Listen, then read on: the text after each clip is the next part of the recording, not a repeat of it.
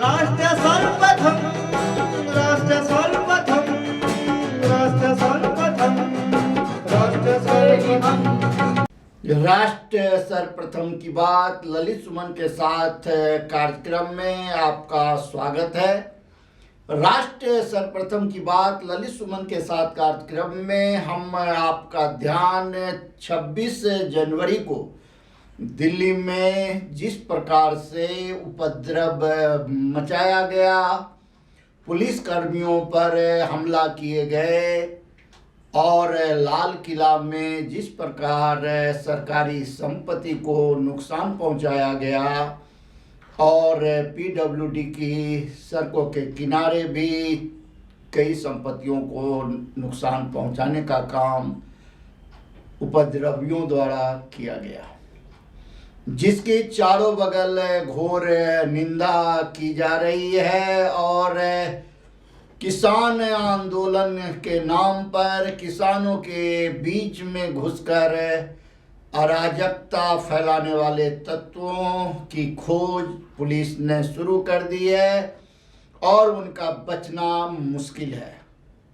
राष्ट्र सर्वप्रथम की बात ललित सुमन के साथ कार्यक्रम में हम आपको यह बता दें कि दिल्ली के पुलिस कमिश्नर एस.एन. श्रीवास्तव ने साफ शब्दों में कहा है जो कि कोई भी दोषी बच नहीं पाएगा।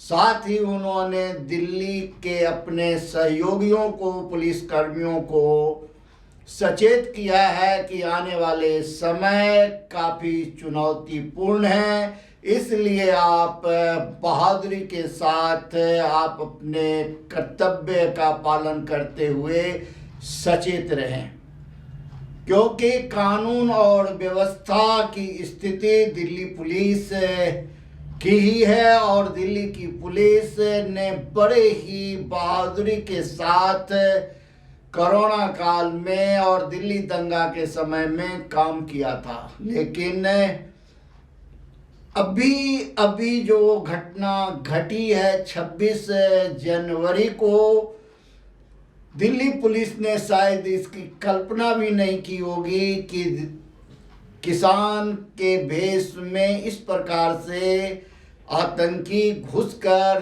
दिल्ली पुलिस को निशाना बनाने का काम करेंगे और करीब 400 के लगभग पुलिसकर्मी को वो घायल कर देंगे। अभी भी कई पुलिसकर्मी अस्पताल में अपना इलाज करा रहे हैं, जिनसे मिलने के लिए भारत के गृह मंत्री अमित शाह और पुलिस कमिश्नर गए और जा करके उन पुलिस कर्मियों का हौसला बढ़ाया और उन्हें आश्वस्त किया जो उनके ऊपर जिन्होंने भी हमला किया है उन्हें बख्शा नहीं जाएगा। दिल्ली पुलिस ने जिस संयम का परिचय दिया है इसकी कल्पना वर्दीधारी से नहीं किया जा सकता। सही में दिल्ली पुलिस ने बहुत संयम के साथ शांतिपूर्ण ढंग से इन उपद्रवियों को दिल्ली की सीमा से बाहर भेजने में सफल रहा। इसके लिए दिल्ली पुलिस और दिल्ली पुलिस के कप्तान बधाई के पात्र हैं।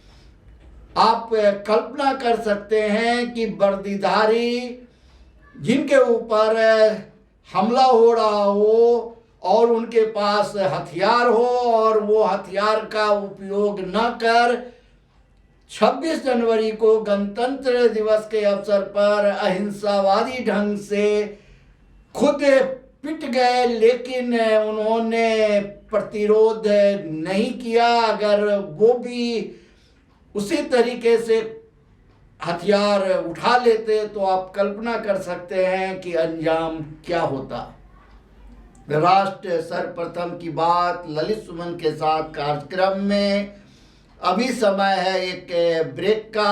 हम चलते हैं ब्रेक पर और ब्रेक से लौटकर हम आपसे बात करेंगे जो राष्ट्रपति महोदय ने किसानों के लिए संसद के अंदर में क्या कहा और दिल्ली में आज क्या स्थिति है, ठंड का क्या प्रकोप है, इन सभी मुद्दों पर हम ब्रेक के बाद बात करेंगे। आप कहीं जाए नहीं, बस हम तुरंत लौट रहे हैं ब्रेक के बाद।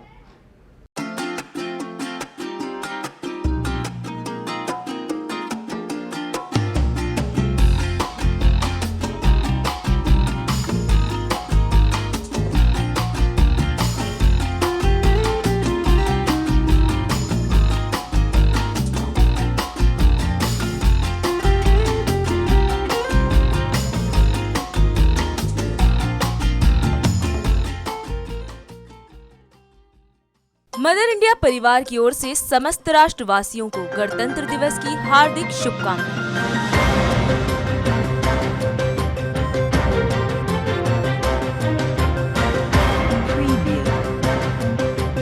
दैनिक इंडिया दर्पण परिवार की ओर से समस्त राष्ट्रवासियों को गणतंत्र दिवस की हार्दिक शुभकामनाएं।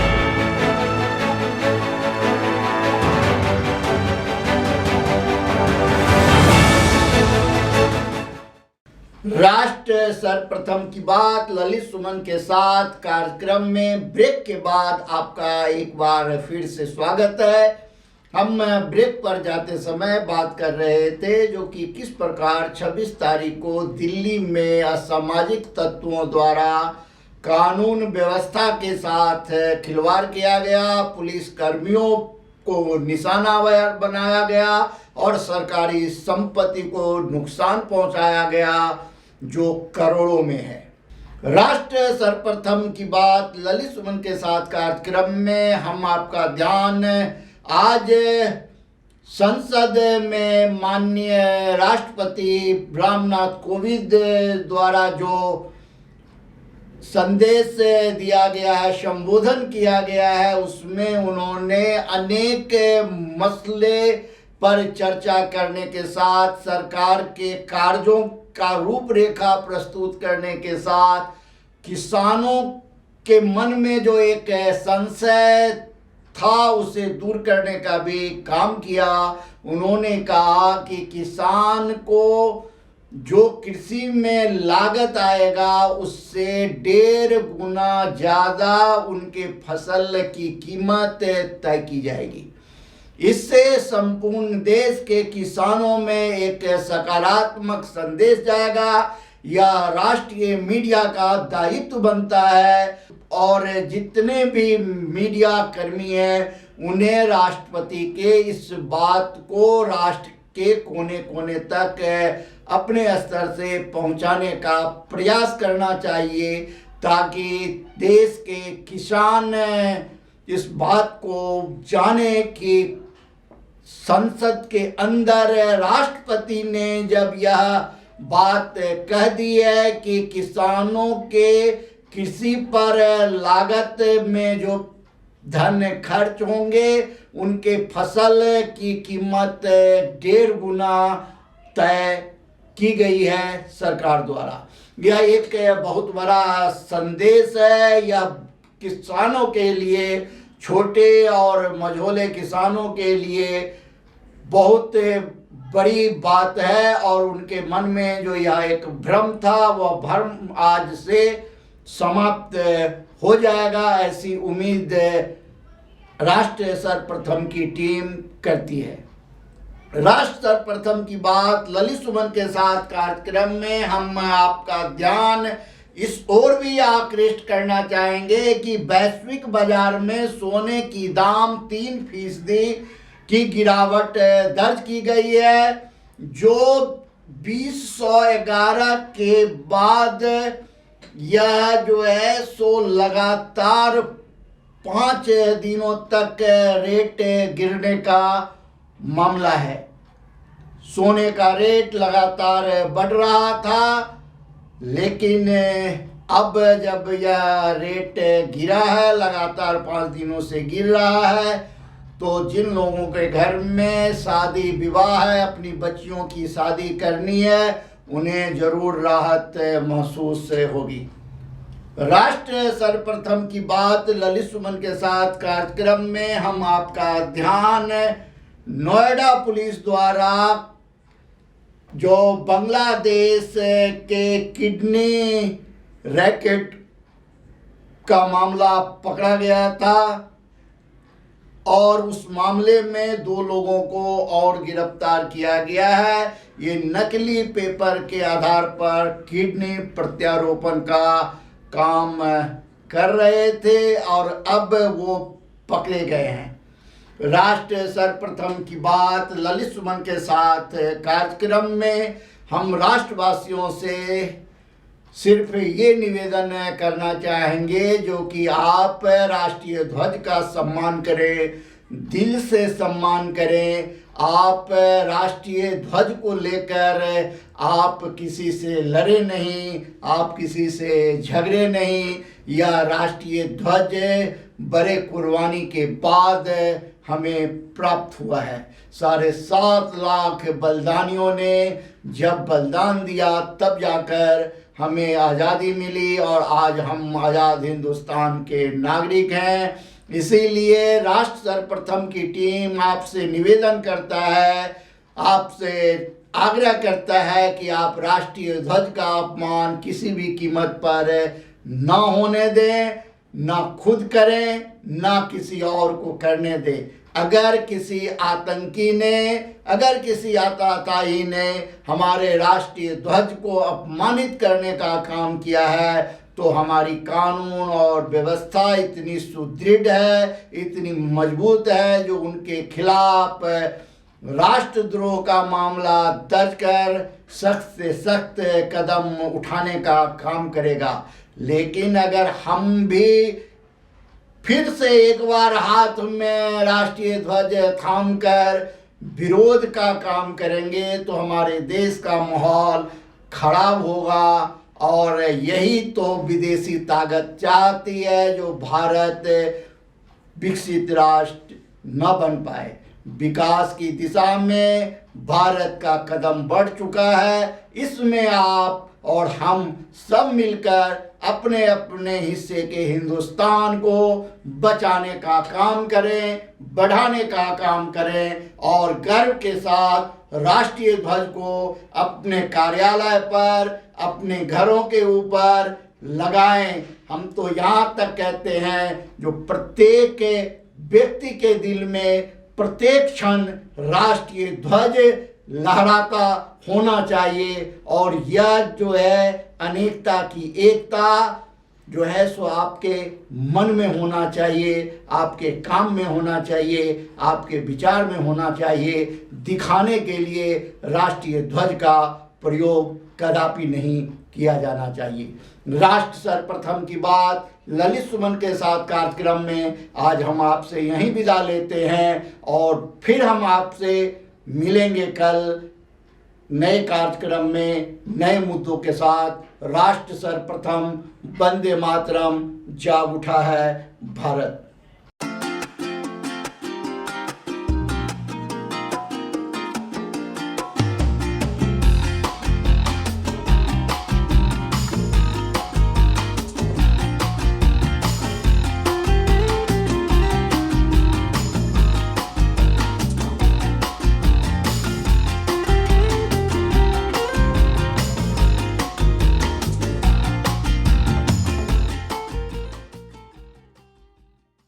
आज राष्ट्रपति रामनाथ कोविंद ने अपने अभिभाषण के साथ बजट सत्र की शुरुआत की। उन्होंने अपने भाषण में कहा कि पिछले साल देश ने कई संकटों का सामना किया।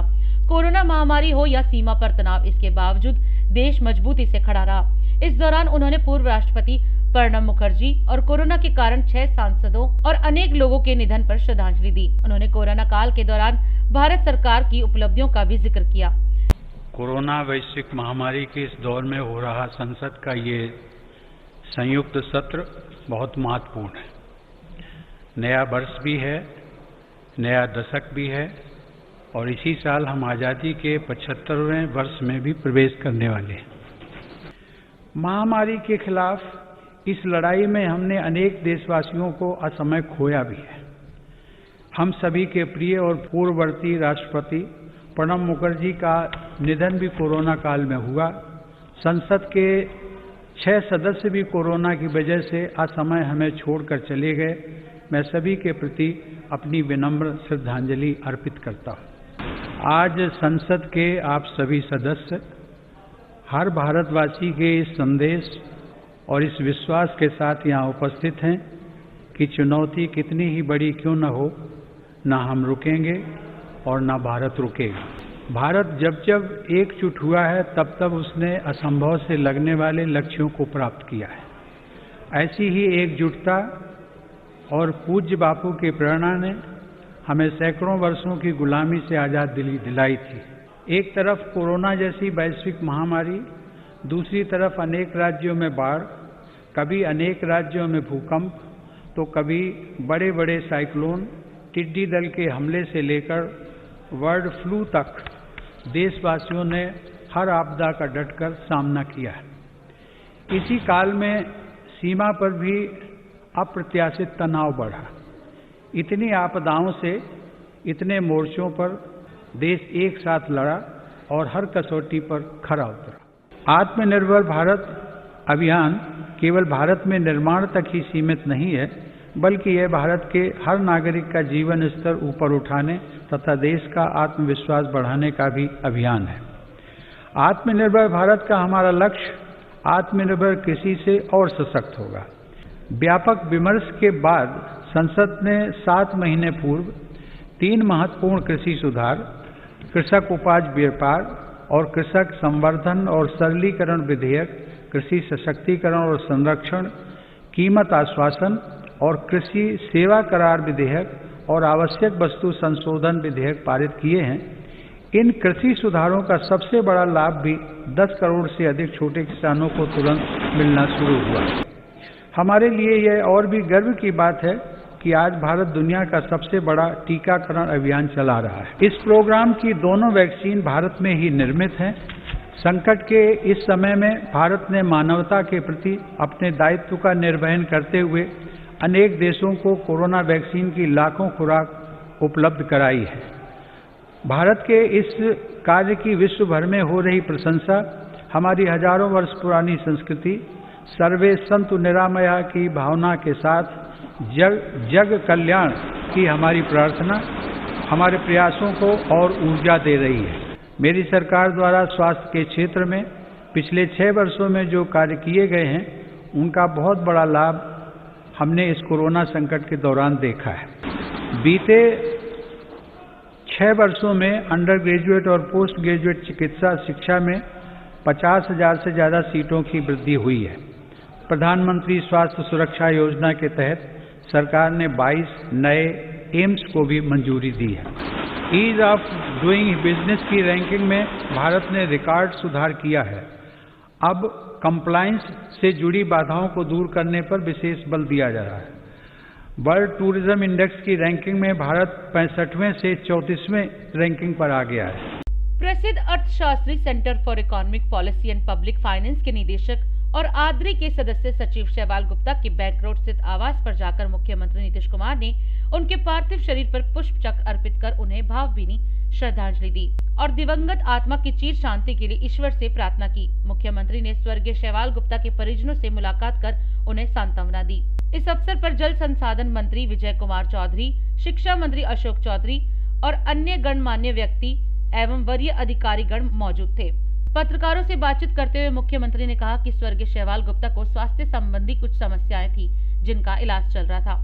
स्वास्थ्य संबंधी समस्याएं होते हुए भी वे अपने काम में किसी भी प्रकार की कोई कमी नहीं होने देते थे और उनकी ये खास बात थी कि वे हर तरह की चीजों के बारे में जानकारी रखते थे। बिहार में उन्हें विशेष जिम्मेदारी दी गई थी। कुछ समस्याएं थी, लेकिन हमेशा उसके लिए तो जो कुछ भी इलाज करना हो तो होता ही रहता था, लेकिन ये हमेशा अपने काम में किसी प्रकार की कोई कमी नहीं आने देते थे। और इनकी खास बात थी, हर तरह की चीज़ों के बारे में इनकी जो जानकारी, और आप जानते हैं कि यहाँ पर तो उनको विशेष जिम्मेवारी भी दी गई थी, खास करके इकोनॉमिक सर्वे वगैरह को लेकर के वो हर बार रिपोर्ट तैयार करते रहे हैं और हाउस में उसको रखा जाता था।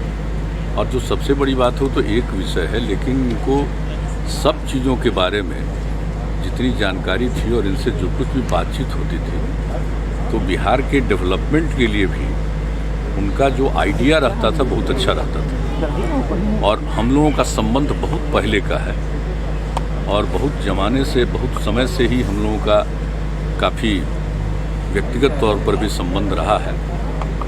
और जिस प्रकार से तबीयत खराब होने पर भी जितना वो काम करते रहते थे वो बड़ी खास बात थी। और अभी अचानक इस बार जो हुआ और कल मालूम हुआ कि कुछ दिनों से इनकी तबीयत खराब थी, उनको कोई जानकारी नहीं थी, जानकारी कल ही हुई। और जब कल ही हुई तो हमको तो शुरू में लगा कि नहीं ज़रूर ठीक होंगे। तो वहाँ पर पारस अस्पताल से भी डॉक्टर हरी साहब से भी बातचीत और उनके घर के बच्ची से बातचीत, सब लोगों से बातचीत हुई। लेकिन 7 बजे के बाद ही वो चल बसे। लेकिन इनके चले जाने से काफ़ी तकलीफ है। बहुत तरह की गतिविधियां उनकी जितनी थी हर क्षेत्र में, सब चीज़ों के बारे में उनका एक आइडिया रहता था। और जो कुछ भी यहाँ के बारे में, देश के बारे में, देश के बाहर भी जो कोई ख़ास बात होती थी, उन सब चीज़ों पर एक अपना उनका दृष्टिकोण रहता था। और इसको लेकर के वो आर्टिकल भी लिखते थे। हम लोगों के साथ बातचीत बराबर होती रहती थी। तो इनकी बहुत खासियत थी। ये बहुत ही एक विद्वान व्यक्ति थे और सक्रिय व्यक्ति थे हर दृष्टिकोण से। तो उनके निधन से तो हम लोग काफ़ी तकलीफ में हैं। उनके प्रति हम लोग अपनी संवेदना प्रकट करते हैं और सदैव उनको याद रखा जाएगा। मुख्यमंत्री नीतीश कुमार बिहार विधान परिषद के नवनिर्वाचित सदस्यों के शपथ ग्रहण कार्यक्रम में शामिल हुए। बिहार विधान परिषद के कार्यकारी सभापति अवधेश नारायण सिंह ने बिहार विधान परिषद के उपभवन सभागार में सैयद शहनवाज हुसैन और मुकेश साहनी को शपथ दिलाई। इस अवसर पर बिहार विधानसभा के अध्यक्ष विजय कुमार सिन्हा, पूर्व विधानसभा अध्यक्ष, जल संसाधन मंत्री और अन्य जन प्रतिनिधिगण मौजूद थे। मैं सैयद शहनवाज हुसैन, जो बिहार कानून साज काउंसिल का रुकन मुंतखब हुआ हूँ, खुदा के नाम पर हल्फ लेता हूँ कि मैं कानून के जरिए नाफाजिल अमल आईन हिंद के तई सच्ची अकीदत रखूँगा और हिंदुस्तान की खुद मुख्तारी, इत्तेहाद व सालमियत कायम रखूँगा और जिस ओहदे पर मैं फायज होने वाला हूँ उसके फराइज ईमानदाराना तौर पर अदा करूँगा। मैं मुकेश सहनी, जो बिहार विधान परिषद के लिए सदस्य निर्वाचित हुआ हूँ, ईश्वर की शपथ लेता हूँ कि मैं विधि द्वारा स्थापित भारत के संविधान के प्रति सच्ची श्रद्धा और निष्ठा रखूँगा एवं मैं भारत की प्रभुता और अखंडता अक्षुण्ण रखूँगा तथा जिस पद के मैं ग्रहण करने वाला हूँ उसके कर्तव्य का श्रद्धापूर्वक निर्वहन करूँगा। बिहार सूचना एवं जनसंपर्क विभाग से मिली जानकारी के मुताबिक किसानों के हित के लिए बिहार के मुख्यमंत्री नीतीश कुमार ने धान अधिप्राप्ति को लेकर अधिकारियों के साथ समीक्षा बैठक की। खरीफ विपणन मौसम 2020-21 में धान अधिप्राप्ति को लेकर माननीय मुख्यमंत्री श्री नीतीश कुमार ने गुरुवार को समीक्षा बैठक की। इस मौके पर उन्होंने निर्देश देते हुए कहा कि सभी जिला अधिकारी क्षेत्र भ्रमण करें और किसानों से मिलकर वास्तविक स्थिति की जानकारी लें, ताकि जो भी इच्छुक बचे हुए किसान हैं उनकी अधिक से अधिक धान की खरीद हो सके। पटना के जिलाधिकारी डॉक्टर चंद्रशेखर सिंह ने निर्माणाधीन पटना गया NH रोड एवं बिहटा दनियामा सरमेरा SS रोड के साथ दनियामा रेलवे लाइन के निर्माण कार्य का जायजा लिया। इस मौके पर उन्होंने कई आवश्यक दिशा निर्देश दिए। खगड़िया के जिलाधिकारी ने शिक्षा कार्यालय का निरीक्षण किया। इस दौरान उन्होंने माननीय उच्च न्यायालय एवं लोकायुक्त से संबंधित लंबित वादों के त्वरित निष्पादन एवं कार्यालय प्रबंधन संबंधी निर्देश दिए। मुजफ्फरपुर के जिलाधिकारी प्रणव कुमार की अध्यक्षता में समरनालय सभा कक्ष में डिस्ट्रिक्ट प्रोजेक्ट मॉनिटरिंग ग्रुप की बैठक की गई। बैठक में लंबित विकासात्मक योजनाओं की प्रगति की अद्यतन समीक्षा की गई। आयुक्त तिरहुत प्रमंडल मुजफ्फरपुर की अध्यक्षता में वीडियो कॉन्फ्रेंसिंग के माध्यम से भू राजस्व संग्रहण से संबंधित समीक्षा बैठक आयोजित की गई। इस दौरान वैशाली के जिला पदाधिकारी, अपर समाहर्ता एवं राजस्व से संबंधित पदाधिकारी उपस्थित थे। बैठक में वित्तीय वर्ष 2020-21 के दौरान भू राजस्व की प्रगति की समीक्षा की गई। पूर्णिया के जिला अधिकारी के द्वारा क्षेत्रीय भ्रमण के दौरान अमौर प्रखंड अंतर्गत संचालित विभिन्न योजनाओं का निरीक्षण कर लाभुकों को पंचायत सरकार भवन में सभी सेवाएं उपलब्ध कराने का निर्देश दिया गया। इस मौके पर कई अधिकारी मौजूद थे। गया के जिला अधिकारी ने निर्देश देते हुए कहा कि सरकार द्वारा संचालित विभिन्न योजनाओं की प्रगति के उद्देश्य से सभी प्रखंड में क्रियान्वित योजनाओं का पर्यवेक्षण एवं अनुश्रवण किया जाना आवश्यक है। इस कार्य हेतु सभी प्रखंड में ग्रामीण कार्य विभाग द्वारा क्रियान्वित सड़कें एवं योजनाओं के नजदीक अवस्थित जन वितरण प्रणाली विक्रेता के दुकान की जांच कराने हेतु वरीय पदाधिकारियों एवं तकनीकी पदाधिकारियों की जांच दल गठित कर जांच कराया गया। समस्तीपुर के जिला अधिकारी की अध्यक्षता में भू अर्जन, आरसीडी, आरडब्ल्यूडी, एनएच और पाइपलाइन को लेकर समीक्षात्मक बैठक की गई। बैठक में उन्होंने एनएचआई परियोजना पैकेज 3, भारतमाला परियोजना, एनएच 122B परियोजना, गैस पाइपलाइन परियोजना के संबंध में आवश्यक दिशा निर्देश दिए। सहरसा के जिलाधिकारी कौशल कुमार ने जिले के सभी प्रखंड विकास पदाधिकारी एवं प्रखंड पंचायती राज पदाधिकारी से वीडियो कॉन्फ्रेंसिंग के माध्यम से आगामी पंचायत निर्वाचन से संबंधित समीक्षात्मक बैठक की। इस मौके पर उन्होंने पंचायत चुनाव को लेकर कई निर्देश दिए। जहानाबाद के काको प्रखंड के उत्तर सिरथू पंचायत के लोगों के साथ जिला पदाधिकारी नवीन कुमार ने सीधा संवाद किया। इस दौरान उन्होंने लोगों की समस्याओं को सुना और अधिकारियों को कई आवश्यक दिशा निर्देश दिए। आज एक बार फिर शीतलहर ने राजधानी दिल्ली समेत पूरे उत्तर भारत को अपनी चपेट में ले लिया। हालांकि आज दिल्ली का तापमान 5 डिग्री सेल्सियस दर्ज किया गया, जो कि कल के मुकाबले 1 डिग्री ज्यादा का रहा। बता दें कि मौसम विभाग के अनुसार पश्चिमी हवाओं के मैदानी इलाकों में बहने से तापमान में गिरावट है। तो वहीं आज 27 ट्रेनें देरी से चली, क्योंकि घने कोहरे के कारण सुबह विजिबिलिटी बहुत कम थी। मौसम विभाग के अनुसार अगले 24 घंटों में पंजाब, हरियाणा, दिल्ली, उत्तर प्रदेश, मध्य प्रदेश और राजस्थान में शीतलहर जारी रह सकती है। मौसम विभाग के अनुसार 2 फरवरी के बाद ही लोगों को इस शीतलहर से राहत मिलने की उम्मीद है। आज दिल्ली महानगर में इतनी कोहरा छाई हुई है कि लोगों को सड़क भी नहीं दिख रहा है और ठंड भी बहुत ज़्यादा है और कोहरा से पूरा पटा हुआ है महानगर दिल्ली। कितनी कोहरा है इस समय 7:30 बजने को है। आप खुद ही बाहर निकलेंगे तो पता चलेगा। अभी मैं आपको देखिए जीटी करनाल का भी सड़क का नज़ारा दिखाऊंगा, जीटी करनाल रूट का। और पहले भी हमारे चैनल ने यह समाचार दिखाया था कि 2 दिन भीषण ठंड रहने वाली है। राष्ट्र सर्वप्रथम कैसे बनेगा, इस संदर्भ में आप क्या संदेश देना चाहेंगे? हम सभी लोग जो भी इस भारतवर्ष में रहते हैं, हम सभी का एक लक्ष्य है और लक्ष्य होना भी चाहिए कि भारत सर्वप्रथम हो।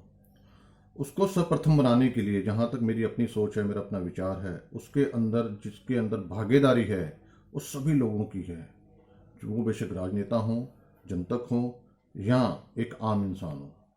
जब हम सबकी भागीदारी निश्चित करेंगे ना, तो राष्ट्र निश्चित तौर पे सर्वप्रथम होगा। उसके अंदर बिना जाति, बिना धर्म के जब हम आगे लेकर आएंगे तो मैं समझता हूँ कि वो जो है राष्ट्र बनेगा, वो सर्वप्रथम राष्ट्र बनेगा पूरे विश्व के अंदर। आज़ादी से लेकर अब तक भारत ने काफ़ी विकास किया है, लेकिन भारत विश्व गुरु कैसे बनेगा, इस संदर्भ में आपकी क्या राय है? जहाँ तक मैं समझता हूँ, हमारे हिंदुस्तान के अंदर, हमारी जनता के अंदर, हमारे जितने भी ब्यूरोक्रेट्स हैं, हमारे राजनेता हैं, अगर हमारी उस राजनीति के संदर्भ के अंदर सभी की भागीदारी निश्चित हो जाएगी तो इसको जहाँ तक मैं समझता हूँ राष्ट्र गुरु बनने में, मतलब जो है विश्व गुरु बनने में कोई भी ताकत नहीं है जो रोक सके। केंद्र सरकार और राज्य सरकार से आप क्या चाहते हैं और जनता को क्या संदेश देना चाहेंगे कि राष्ट्र प्रथम बनाने में वे अपना क्या योगदान दें? देखिए, केंद्र सरकार और राज्य सरकारों को जो आपसी समन्वय है वो होना बहुत ज़रूरी है। जब हम बिना किसी स्वार्थ के, हम दोनों सरकारें, जो एक राज्य की सरकार की जिम्मेदारी है जनता के प्रति वो, और जो केंद्र की सरकारों की जो जिम्मेदारियां हैं बाकी राज्यों को साथ मिलकर लेकर चलने की, जिस दिन वो राज्य की नीति को हम तय कर पाएंगे तो मैं यकीन दिलाता हूं कि ये विश्व गुरु बनने से कोई नहीं रोक सकता। राष्ट्र प्रथम बनने में भ्रष्टाचार कितना बाधक है, इस संदर्भ में बताएं। भ्रष्टाचार जहां पर भी होगा वो चीज कभी तरक्की नहीं कर पाएगी। हम लोग व्यापारी इंसान हैं, हम लोग अपना भी काम धंधा करते हैं। अगर मैं अपने ऑफिस के अंदर खुद भ्रष्टाचार कर दूं तो मेरा ऑफिस कभी चल नहीं सकता, हमारा व्यापार चल नहीं सकता। तो यही चीज़ें हैं केंद्र सरकारों से, राज्य सरकारों से, कि जो भ्रष्टाचार है वो किसी तरीके से हम भ्रष्टाचार मुक्त देश बना पाएं, तो विश्व गुरु बनने से फिर कोई ताकत रोक नहीं पाएगी। राष्ट्र सर्वप्रथम, राष्ट्र सर्वप्रथम, राष्ट्र सर्वप्रथम, राष्ट्र सर्वप्रथम।